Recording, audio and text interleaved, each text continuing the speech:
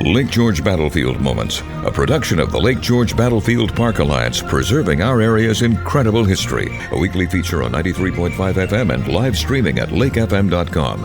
Here's the president of the Lake George Battlefield Alliance, John Denuzzo. Hi, everyone. This is John Denuzzo, Lake George Battlefield Park Alliance. Jay Levenson is our guest. He's a trustee of the Lake George Battlefield Park Alliance. Jay, would you please share with us some of the history of Native peoples in the Lake George, Lake Champlain, Upper Hudson region? Which tribes, where they were based, and how frequently were they here at Lake George? Sago, Scatagoga, that's Mohawk for greetings, and also Quakeway in the Abenaki language. Native American presence here in the Lake George region is at least 11,000 years. We're starting off with the Wasco culture and the Point Peninsula culture. These were Paleo Indians that were moving through this area.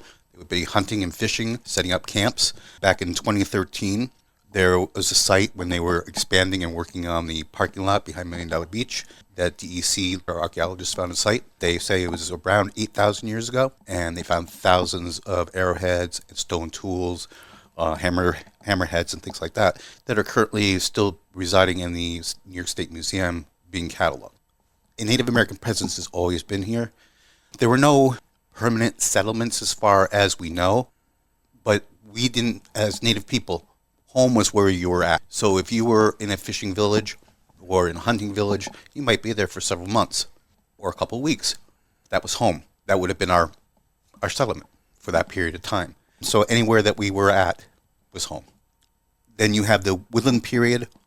Like in 1952, Stanley Gifford, he was doing the excavation work at Fort William Henry. He found prehistoric site points, arrow points and stuff that between 8,000 and 1,000 BC, where Fort William Henry now stands. And then later on, in I believe it was 1998, David Starbuck, who was a renowned archaeologist here, was doing work outside the walls of Fort William Henry, and he also found fire pits and barbecue pits that Native Americans were using that were roughly 1,000 to 1,200 AD.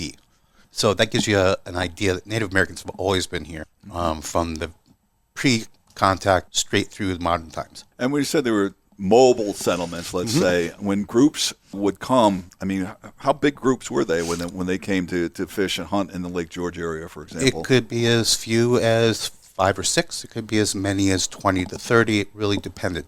There's no way to know for sure because the only evidence we have are stone tools that were left behind and remains. Like the Fort William Henry sits on a mound. That mound was actually a place where they dumped the freshwater shellfish and bones from the fish when they were done fishing. And that would start the mound that the fort eventually would sit on. So Lake George Battlefield Park Alliance, as you well know, is mostly focused on the wars of the 18th century, and the name Indian is part of the French and Indian War. So which groups were aligned with the French, which were aligned with the British? First, it's important to say that we need to point out Last of the Mohicans, because everybody goes, Last of the Mohicans, Lake George. This is a romantic novel, and the two main tribes that James Fenimore Cooper uses were not here during that period. In 1649, the Haudenosaunee had actually pushed the Mohicans out of the area, okay? And the Mohicans resettled in Stockbridge, Massachusetts, become known as the Stockbridge Munsee. There was no Last of the Mohicans. They simply picked up, moved east, and renamed themselves. So then you have the enemies that are portrayed in Last of the Mohicans, which are the Huron. And Huron were defeated in 1664 by the Iroquois. And the remnants of them ended up settling up in the St. Lawrence.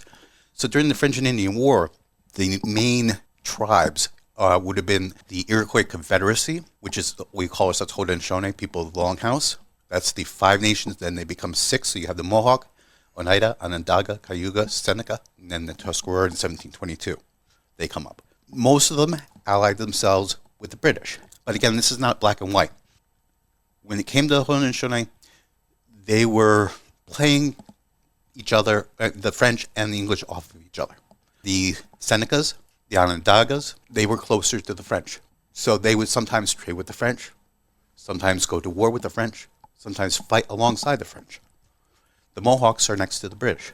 They're pretty much always allied to the British. However, in the 1600s, we have a gentleman by the name of Isaac Jogues comes down and he starts preaching to the Mohawks Catholicism. And he converts a large majority of Mohawks to Catholicism. They get up and they resettle up at the St. Lawrence and they become known as the Caughnawaga Mohawks. And they ally themselves to the French. So this is not, unfortunately, when it comes to school and teaching history, they like to teach it black and white.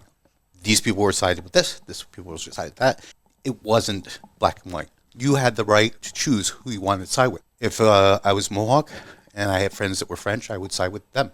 If I had English, I would side with them. But I also have family. I have Mohawk family up there. Mm-hmm. So we would trade information. I would warn my relatives up there that, hey, the English are planning an attack. You might want to get out of the way.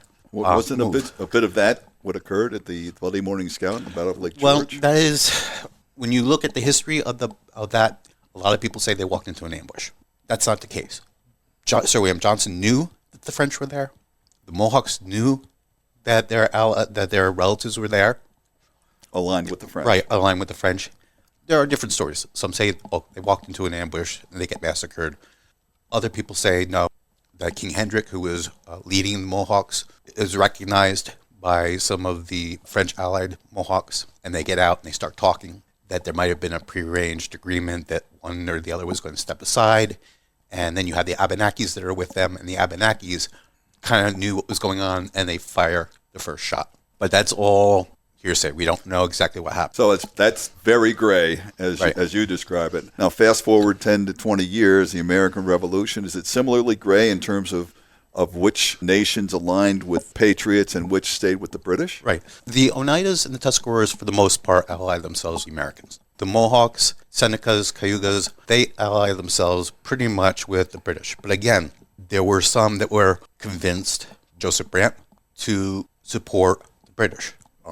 Joseph Brant was Mohawk. Molly Brant was his sister, who was the wife of Sir William Johnson, who passes away before the American Revolution, but then his son, John Johnson, takes over.